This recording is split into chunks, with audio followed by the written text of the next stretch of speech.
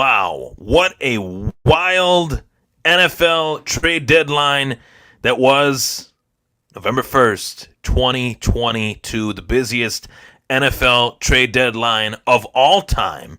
Of course, why would I not hop on the podcast to give you guys my take on the Buffalo Bills acquisition of running back Nyheim Hines? Thank you so much for tuning in, everybody. Ryan Thomas here on the Thomas Take Sports Podcast. The Buffalo Bills acquire Nyheim Hines, running back from the Indianapolis Colts, in exchange for Zach Moss, a sixth-round draft choice that could be conditional sixth round, could be a fifth round, could, go up a little bit in terms of its worth to the Indianapolis Colts, depending on a few things. There is a lot to discuss today in regards to this trade between the Bills and the Colts and Nyheim Hines, the player who I know very well, not just from watching Colts football, but owning Nyheim Hines, watching him, owning him in a fantasy football perspective, which I'll talk about that, put my fantasy football spin on this move, on this trade that, hey, this is one that initially, we'll get right into it. You guys fire away your comments. Let me know. In the bottom left, you see my social media handle at Ryan Thomas Take. You can follow me on Twitter there.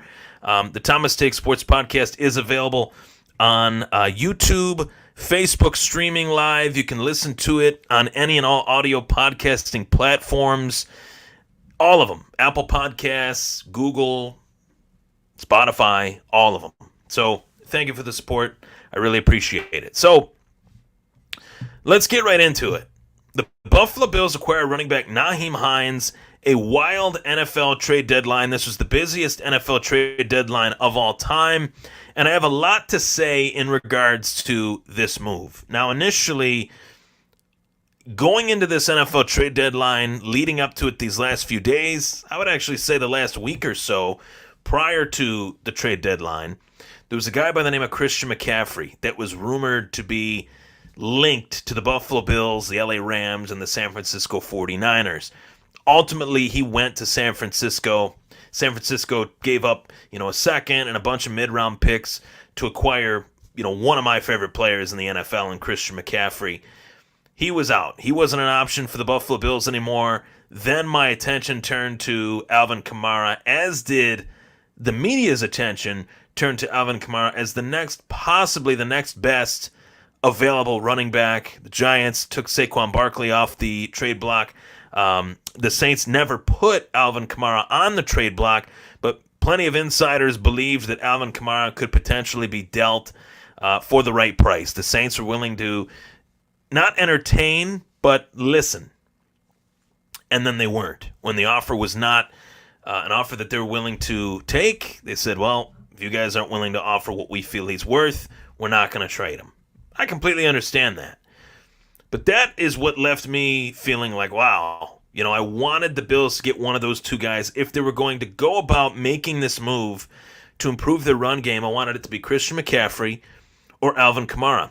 Anybody else, the Nyheim Hines, the Kareem Hunts, those names I didn't see as a home run threat addition that can put a team from a Super Bowl contender to a true favorite upon favorite among favorites type of team.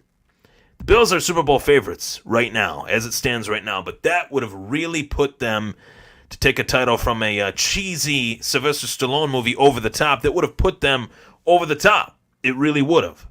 But it wasn't meant to be. Alvin Kamara staying put, Saquon Barkley staying put, Kareem Hunt staying put, Christian McCaffrey, Nyheim Hines, and Chase Edmonds were the three running backs that were traded. Jeff Wilson, 4 running backs that were traded at the NFL trade deadline. And Jeff Wilson was largely traded from San Fran to Miami because San Fran acquired Christian McCaffrey. They didn't really necessarily need him anymore with Eli Mitchell coming back to back up Christian McCaffrey in the near future. But, I have to say that this is a trade that if you look at the trade for the Buffalo Bills, just as a Bills type of trade, this trade works. This is a player that is a great pass-catching running back. He's a great route runner. You can line him up anywhere you want on the field, and he can make things happen for you. He filled in very nicely for one of the best players in the game, Jonathan Taylor, someone that I wanted the Bills to draft a few years back. Fortunately, that didn't happen.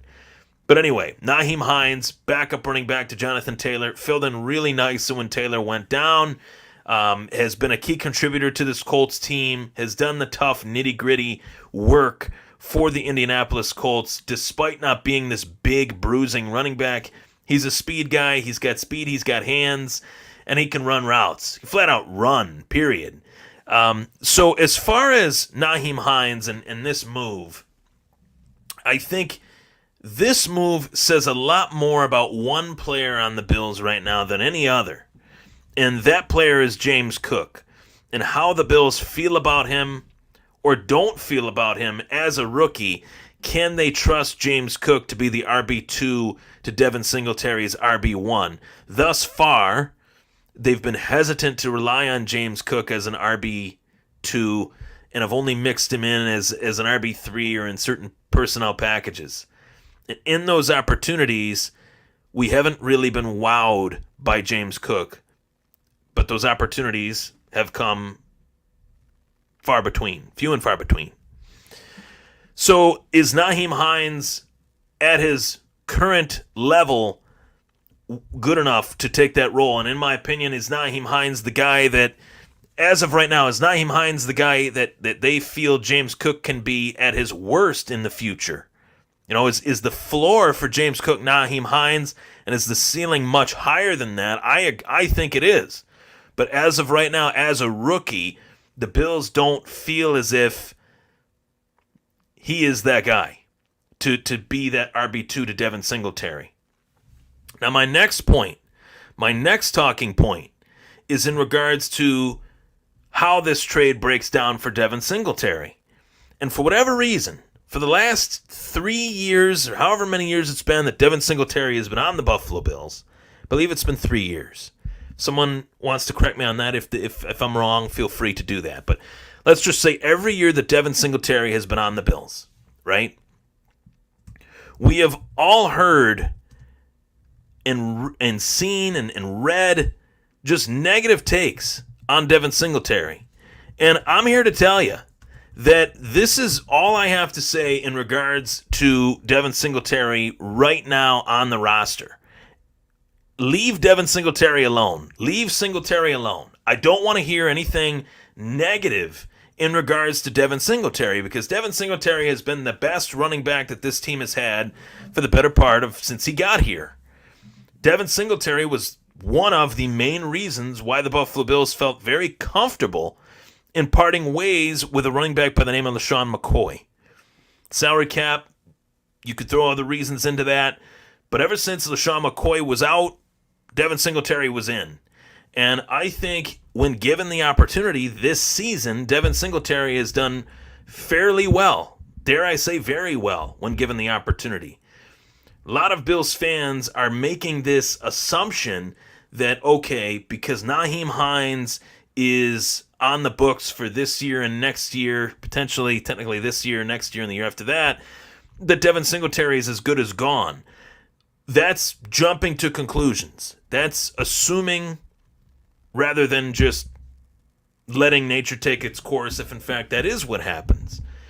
That's pulling the cart before the horse. Is that the saying? What I'm saying is Devin Singletary is just fine. There's nothing wrong with his game, in my opinion. There's nothing wrong with his skill set, in my opinion. There is only the simple fact that Devin Singletary has not necessarily had the right RB2 to quote-unquote spell him when he comes off the field. When he comes back out on the field, the opposing defense knows what's coming. They know that he's really the only guy that they got that really gives them a shot of having a sustainable rushing offense via the running back, not Josh Allen. And I think Nyheim Hines has proven that he is that really solid, legitimate RB2 that can be productive. And I will say, I don't think I jumped the gun on my initial take of this trade. To go back and reread my initial reaction to the trade, The Hines trade for me is trading for a running back that wasn't used properly for another running back that wasn't used properly in Zach Moss. Not really sure how it does make the Bills better necessarily, but I know it doesn't make them worse. Feels like a move for the sake of making a move. And I will say that this does feel like a move for the sake of making a move. And the Bills did need to make a move to make this rushing offense better. But was this the move that I wanted? Was this the move that was on the top of my Christmas list? No, it was not. I won't pretend that this is a move that is just, I'm super excited for it. I'm going to go out, I'm going to go on fanatics.com, I'm going to order a Nyheim Hines jersey. No, this is not that move. Does it need to be? Did it need to be? Only time will tell if I'm right about one thing. And that one thing is, should the Bills have gone out and got that home run threat? Should they have upped the ante, like the Los Angeles Rams of last year, to go out and get a Alvin Kamara or a Christian McCaffrey or a Saquon Barkley? Should they have done that? I think they should have. And I've talked about this week after week after week. I think they should have gone out and made a deal for one of those premier running backs. Because each and every week, there's a guy by the name of Josh Allen that has to consistently put the offense on his back in order for the team to have a consistent chance at winning. And 9 times out of 10, he does. So, is their theory wrong? Not necessarily, but I want this guy right here to last 15 years. I want this guy here to last, he's in his what? Knock, my helmet's over. He's in his 5th year, right? I want him to last another 15. Is that going to happen? Probably not. Wishful thinking. But what would help that 15 be 12, or would help that 12 be 13, would be if they had a great running back that could fill that role. That role that Thurman Thomas filled for the Buffalo Bills during the majority of Jim Kelly's career. So, this is what I have to say in terms of that. I can go back to history and look at the best year that the best broadcaster, color commentator of today ever had on the field, Tony Romo.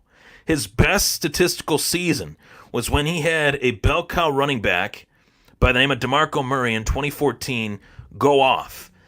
DeMarco Murray wasn't necessarily the running back that was worthy of those yards, talent-wise. It was the offensive line that Dallas accumulated over the course of those few years there with Tyron Smith, Travis Frederick, Zach Martin. That was what helped pave the way for DeMarco Murray, but that motivated Dallas to then go out and draft an Ezekiel Elliott. And I think at some point, I don't know when it's going to happen, but at some point the Buffalo Bills, whether they win a Super Bowl this year or not, they're going to realize that in order to keep Josh Allen around for a long time, you need a running back for a long time. They've gone 5 years without getting the essential home run threat at running back that is not Devin Singletary. And for as much as I love Devin Singletary, I want him here. I think he's going to be here. I think they're going to keep him. I think they're going to move money around in order to do that. And they have Nyheim Hines under contract now for the next 2 years. Great. But you still are going to ask yourselves come April in the NFL draft, when you're on the clock, is there a running back that we can draft that can really be that David Montgomery, that can really be that Breece Hall, that can really be that Derrick Henry? Derrick Henrys don't just grow on trees. Those are the exception. Those are the elite of the elite. But the David Montgomerys, the Breece Halls, prior to this devastating ACL injury, are the types of guys that you're looking for. And I think that this move will help the Bills in terms of the run game. I don't know how much greater it will put them as far as their offense. Can it make their offense even greater than what it is now? I don't know. I'm not sold on that thought. I had a lot of comments that I want to get to over the course of the show, but they weren't going to go out and get Kareem Hunt. And I know that a lot of Bills fans were questioning whether they should do that. The Browns are dumb for not finding a trade for him, but a lot of teams don't want to invest into a player that has as checkered a past as Kareem Hunt's past. That no team wants to do that willingly and give up capital to do that. But I really hope this day doesn't come back to bite the Bills and we can wonder, X amount of months down the line, should the Bills have gone out and traded for a Christian McCaffrey? Should the Bills have gone out and traded for an Alvin Kamara? And I'm not saying that if the Bills don't do what I think they can do and win a Super Bowl this year, that I'm going to solely blame the fact that they didn't accomplish that goal on them not having a running back. This is still the team that everybody's chasing. This is still the team. If today didn't prove that this is the day, if today didn't prove that the Bills are the team that everybody's chasing in the AFC, I don't know what will for fans. Spell it out for you. Spell it out. Miami Dolphins making moves. Right? That's it. That's it. Miami Dolphins making moves. The Kansas City Chiefs going out and getting Kadarius Toney a few days back. Those moves aren't just happening for just the fact that the Dolphins want to get better. Those moves aren't just happening for the fact that the Chiefs just want to get better. That's what makes this league so great, is that it is the most competitive powerhouse of a league. Each team is trying to get that little step ahead, that one next step ahead on the team that they're chasing. And that team is the Buffalo Bills. So that's how I look at it. Did the Bills need any player at the deadline, like an Alvin Kamara? Did they absolutely need those guys? I can't say they did. But do the Bills need to leave no stone unturned in the pursuit of a Super Bowl? 100%. And this is an addition. It's not the addition that I wanted. It's not the addition that I think will, blow the roof off of things. But it is an addition. And that is nice. So let's circle the wagons here and circle back to trades that took place today that I have to talk about today. These are trades that I think are fun. Today was a fun day. If you're an NFL fan, today was a really great day. And I think this day we'll look back on it and say to ourselves, holy smokes, there'll never be a trade deadline quite like this one. What did the deadline prove? The deadline proved today that the Dolphins are getting serious. The Dolphins are getting serious. Long gone are the days where the Dolphins are just trying to get better. We're trying to get better. Well, I look at it like this. Mike McDaniel, the powers that be, the Miami Dolphins, they got in a room together and they said, we like where we are, but we know we can do better. We know that we can get better. We know that there are guys out there that can make this team better. And I'll say it again, we're going to leave no stone unturned towards getting better. The Miami Dolphins had the most massive trade of this NFL trade deadline that will send a ripple effect throughout the AFC, throughout the NFL, to the tune of what? That I don't know. That I can't speculate. I'm not a fortune teller. I'm not a psychic. What I do know is that Bradley Chubb is a pretty damn good football player. What I do know is that Bradley Chubb is one of the best pass rushers in the NFL. And what I do know is that the Miami Dolphins already had a relatively decent pass rush. So Bradley Chubb goes from the Denver Broncos to the Miami Dolphins for a package that includes a 2023 first-round pick that Miami acquired from San Francisco. That's the biggest trade of this deadline. That is a trade that says, what move can we make that can really bolster this team? And Denver got a first in 2023. I believe they got a fourth as well, and they got Chase Edmonds, running back that they picked up, Miami picked up this past offseason, signed him as a free agent. That just didn't work out. He played in Arizona last year, played really well in tandem with James Conner. And I feel like Arizona wishes they probably still had him with what's going on with their rushing offense. James Conner going down, Benjamin not really quite as effective as Chase Edmonds was last season, but that's another talking point, but just something to notate. And when I look at this move Miami is brilliant for making this move. And I have a lot of Miami Dolphins fans that that I'm friends with, that I communicate with. Yes, I don't want to say friends. That's kind of a tough sell for a Bills fan to be friends with a Dolphins fan. I'm friends with everybody. I love everybody. I'm just making jokes. But I got Miami Dolphins fans commenting on a lot of my posts and stuff like that. And we trash talk, and the Bills are a better team. There's no doubt about it. But Miami is getting better. Miami is getting serious. They're not the team that is just, we're going to get better bit by bit, year by year. No, Mike McDaniel is changing the way the brass looks at the organization. They're looking at the team as if we're trying to make this team better so we can win a Super Bowl. And at the end of the day, if you're not doing that, then why the hell are you even in the league? Really. If you're not doing that, then get the hell out. So I appreciate that as a football guy, that the competition wants to get to the level of the Buffalo Bills. The competition wants to get to the level of the Buffalo Bills to beat the Buffalo Bills. That's why they're doing what they're doing. Make no mistake about it. Perspective is everything. So the Dolphins are getting serious. Other trades in the NFL trade deadline. Another trade that I really liked within this NFL trade deadline, and maybe I'm biased because I really like the player, but Chase Claypool going from the Pittsburgh Steelers to the Chicago Bears, that's a trade that I feel the Chicago Bears are really pulling the trigger on the right receiver. Justin Fields, you really need to build around this kid because he's special. I've talked about him, dating back to the quarterback draft class with Trevor Lawrence. I thought Justin Fields and Trey Lance were two highly intriguing prospects, just as intriguing, if not more intriguing, in some facets of their game in comparison to Trevor Lawrence. Trevor Lawrence was rated number 1 on my top 5. Trey Lance was actually number 2.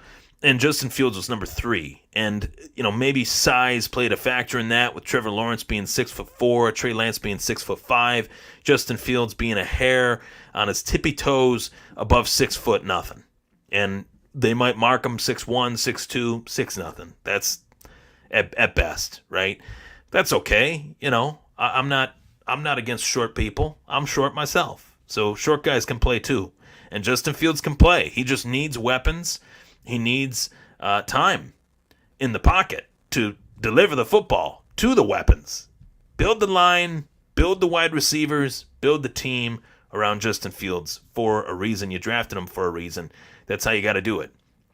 That's a trade that I really liked for the Steelers as well as the Bears. The Bears did trade Roquan Smith to the Baltimore Ravens as well. So the Chicago Bears, they're going through a little bit of a fire sale. They are trading Roquan Smith. They're trading Robert Quinn to the Philadelphia Eagles. And Roquan Smith to the Baltimore Ravens. What a huge move that is for the Ravens, because the Ravens had a glaring hole in their defense, the middle linebacker position, really since the days of, or actually at the outside linebacker position, really since the days since Terrell Suggs retired, I'd say. Middle linebacker, you got Patrick Queen. Maybe he'll stay there. Maybe Smith will go to the middle. Maybe they'll move those guys around. Only time will tell. Both guys have played both positions very well. The trade that I really like next up in this wild NFL trade deadline, the Detroit Lions dealing TJ Hawkinson to the Minnesota Vikings, an interdivision trade in the NFC North for two teams that are on two different wavelengths.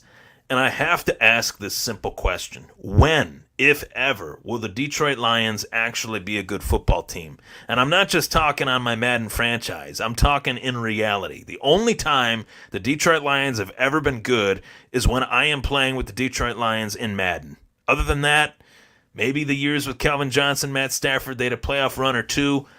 Barry Sanders, OG, legend, but waited a little too long to put that statue up of Barry Sanders, by the way. They're waiting till like next year to put up a statue of Barry Sanders. I can't really wrap my head around that one, but that should have already happened, right? I thought it already existed. I assumed it did, but neither here nor there. The Detroit Lions trading TJ Hawkinson to the Minnesota Vikings. Minnesota making their offense even more dynamic in the process.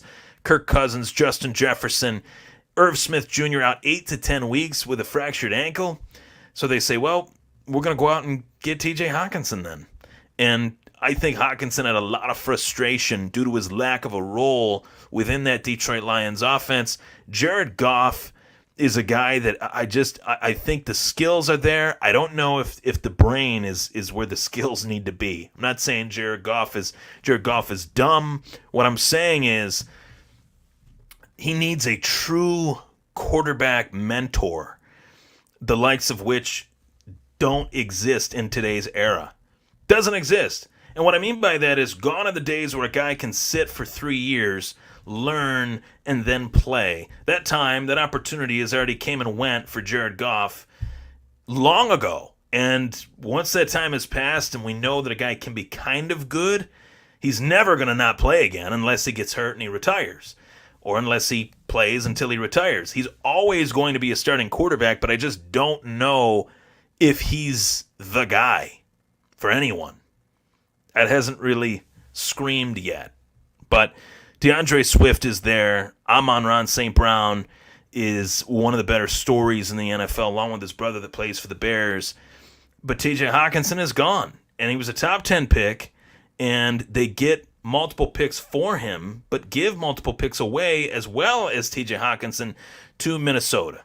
It's like a second and third they receive.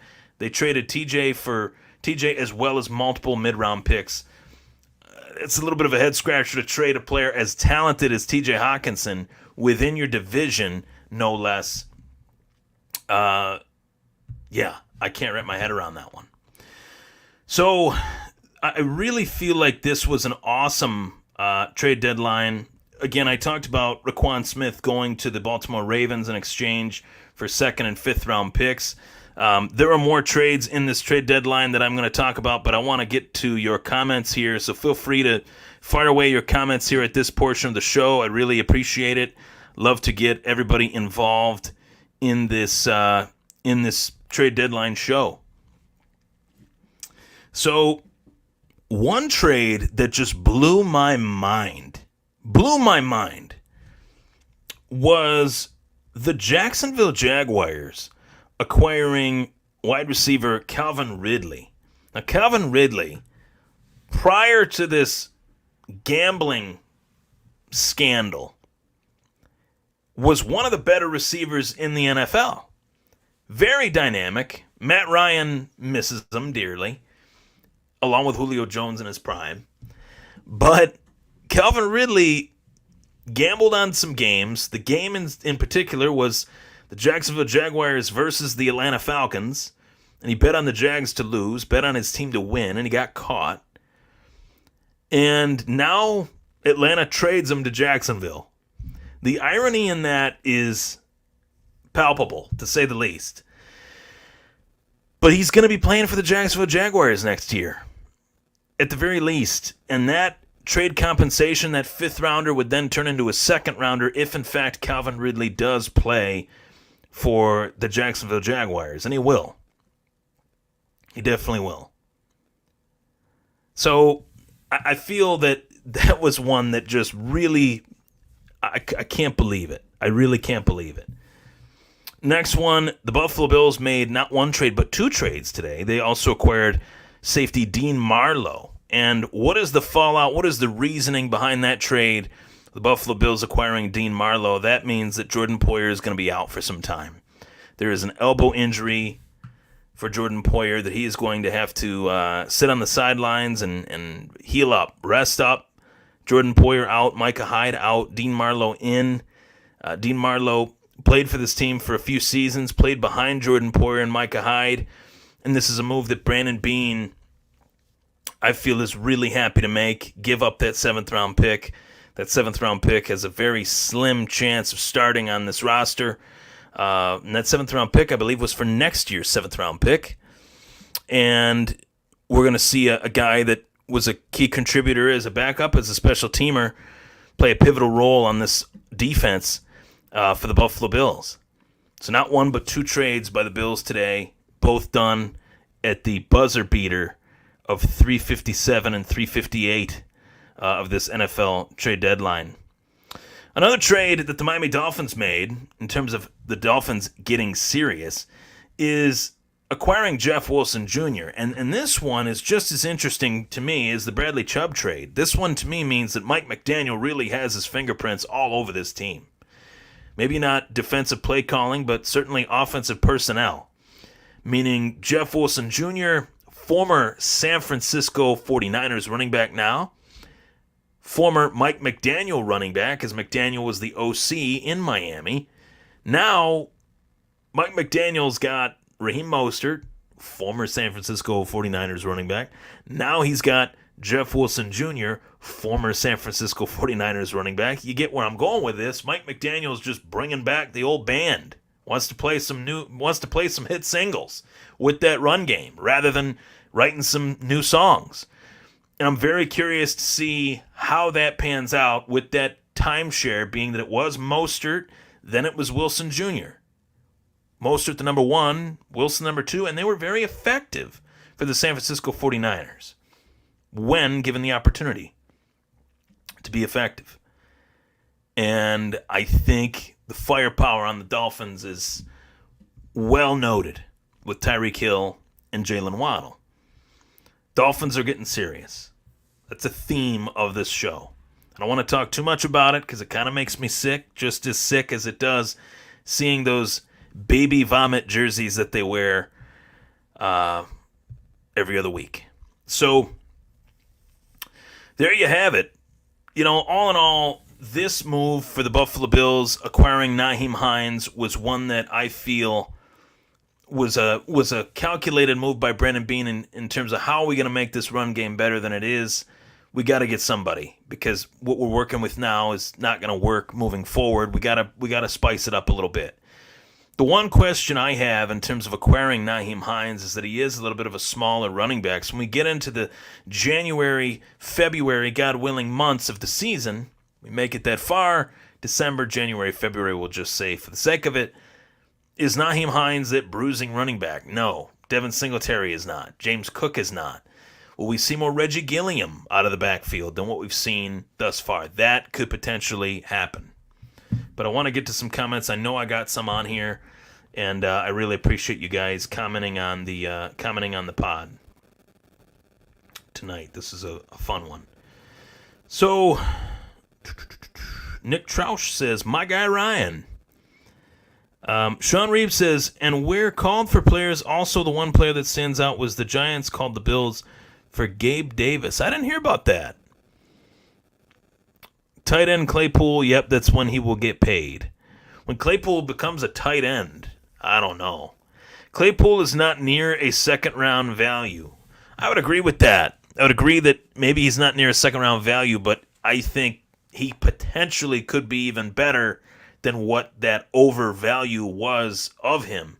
Chase Claypool is one of those guys that I don't feel like he was used remotely at all, let alone the right way. And Pittsburgh drafts him. Great receiver at Notre Dame. I watched him every Saturday, and they had a consistent quarterback that liked to stretch the field. That guy probably didn't even get drafted, and yet Chase Claypool goes to the Pittsburgh Steelers. Almost said Pirates. Holy hell. Goes to the Pittsburgh Steelers.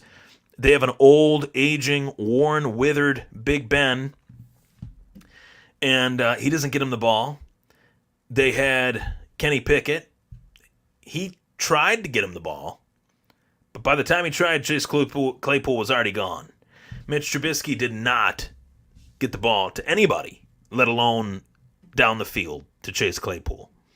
So Justin Fields loves to stretch the field, pun intended, and I think that that's a really good move. I think that that'll be an underrated one, and for anyone that has Justin Fields on a fantasy team, I feel like you'll be feeling pretty good in regards to his production these last few weeks, and in regards to having Chase Claypool as a receiver on that team for him. So let's get to some other ones here. I will sift through these, and I really enjoy taking comments and questions from the people. I'll tell you this, maybe, just maybe, I'm dreaming a little bit. Maybe I am. I don't know. Maybe I'm not. But I would have loved the possibility for the Buffalo Bills to go out and trade for a guy by the name of Josh Jacobs, another Josh in the backfield for the Buffalo Bills. That would have been awesome. Kyle Davis said they traded Roquan Smith. The Bears traded Roquan Smith in their second for Baltimore's second and Claypool. Yeah, in terms of the trade, it's almost like they traded Roquan for a second and then another second went to Pittsburgh for Claypool. So that's an interesting one. Yeah, A.J. Klein. Sean says A.J. Klein was also part of the Roquan Smith trade. That is true. And A.J. Klein is one of the good buddies of the show. I had high praise for him when the Buffalo Bills signed him, and I loved him as a Bill. I thought he was awesome. So Sean Reeves says, how do you think the Bills will bring out Trey White? How will they bring Trey White back? Well, this is the craziest part of this season so far. And it's the simple fact that Trey White has been out all season long. We knew he was going to be out all season long, at least for an extended period of time, coming back from this ACL injury, which was a very bad one, by the way. And they go out, they get Kaiir Elam.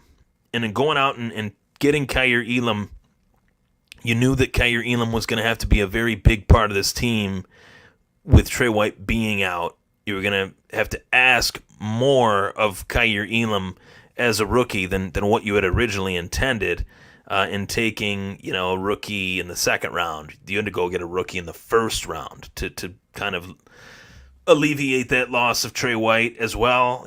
People can laugh at this, but Levi Wallace was a member of this team. He was pretty impactful in terms of his starting reps. They didn't want to pay him the 1 year or technically 2 year deal that he got with Pittsburgh. Fine. I'm not against it. But they had to replace him. One guy goes, you got to replace him with somebody.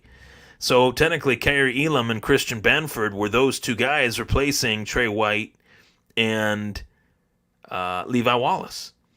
And both picks, first round pick and a sixth round pick, both guys were heavily impactful towards the Bills' 6-1 start, their first 6-1 start since 1993, which was the last year that the Bills went to the Super Bowl. So Trey White, I think they're nursing him back to health, and it's almost like a motto that they trust the guys that they have in the room. They trust those guys so much that if a coach showed me that much trust that I can step in for a player that is one of the most heavily relied upon players on this team, one of the best talents on the roster, if they show me that vote of confidence, I'm going to bust my you-know-what for that coach. And I think that environment has created this just dog-eat-dog mentality between Kaiir Elam, Dane Jackson, Teron Johnson, Christian Benford, and company. It really is spread, and I think being on the same side of the football as Von Miller has something to do with that as well. Being on the same side of the football as Ed Oliver, DeQuan Jones, Gregory Rousseau has taken a massive step forward. This Bills defense has been as impressive as I've ever seen it in this McDermott era. And Sean McDermott's led a lot of great defensive units. And this, I think, is the best one. Sean McDermott, a defensive-minded head coach. It's Leslie Frazier's unit as a D coordinator, but I think Sean McDermott has a lot of his fingerprints on this defense, to say the least. I think that's an obvious statement. You get my point. Nursing him back to health, I do expect him back probably next week, not necessarily this week. Maybe next week.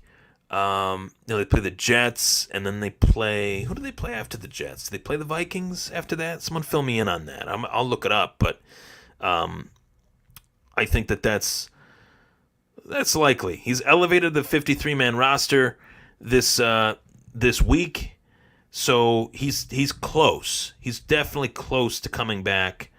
It's just a matter of when.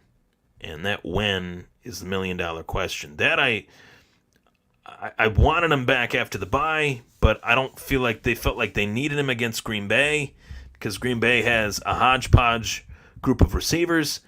And yes, the Bills play the Jets, and then they play Minnesota at home, and then they play the Cleveland Browns.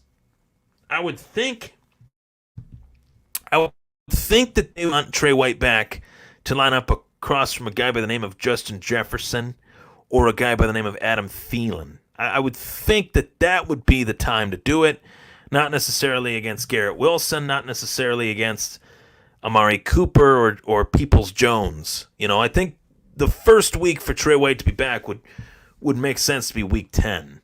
You got the Vikings, the Browns, the Detroit Lions on Thanksgiving, then the Patriots, Jets, Dolphins, the Bears, and the Bengals, as well as the Patriots. Always forget that week 18 of the season, but still so much left to play for. Lots of divisional games. I've only played one. I know, Dolphins fans, week 15, that is a to-be-determined time frame for that game. I think that one's going to be on prime time with who the Dolphins have, with how the Dolphins have played, and just that rivalry being piping hot, just as hot as the Bills and KC, I think, by the end of the season. It's unfortunate that the Bills are part of this, I think the Bills are the top team of a three-headed monster, but you definitely have some competition. But you know what they say, competition breeds success. So we'll see what happens. Out of those three teams, I think the Bills still do have the best team out of those three. They beat the Chiefs. They were close against the Dolphins, but I do see them getting the better of them at home. Highmark Stadium, Week 15. We'll see how well Tua throws the football in the snow. So there you have it. I got some other comments here that I'm going to dive into here.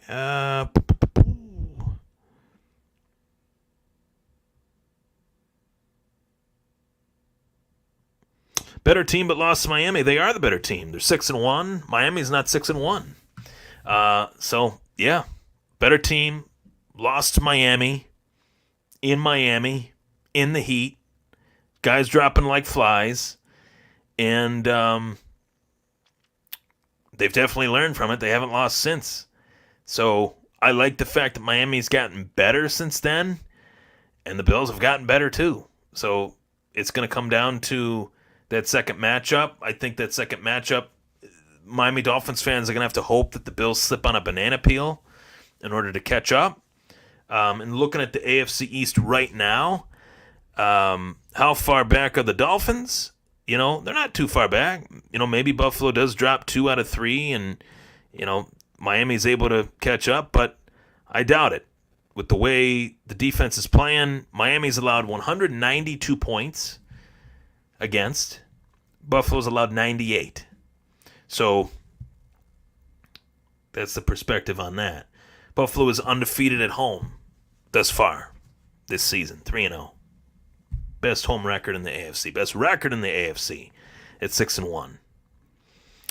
So the Eagles did make the move for Robert Quinn. I mentioned that. That's a big one for their pass rush. They're 7-0. The Dallas Cowboys right behind them at 6-2. The New York Giants right behind the Cowboys at 6-2. How about the career resurgence of one Geno Smith with the Seahawks being 5-3 atop the NFC West? The Minnesota Vikings at 6-1, cruising to an NFC North title at 6-1, and the Atlanta Falcons at 4-4 atop the division. The Tampa Bay Buccaneers 3-5 in Tom Brady's swan song season. God willing, the guy just says enough is enough. I've played 20 years, 23 years, and I will only be able to see my family on the weekends. Too soon. I'm Ryan Thomas. That was the Thomas Take Sports Podcast. All things NFL trade deadline. The Buffalo Bills acquire Nyheim Hines, one of the best pass-catching running backs in the league, 5th in receiving yards for the running back position over the last 5 years league-wide. And they also add Dean Marlowe back to the team via trade with the Atlanta Falcons. Take care. Thanks for tuning in, and go Bills.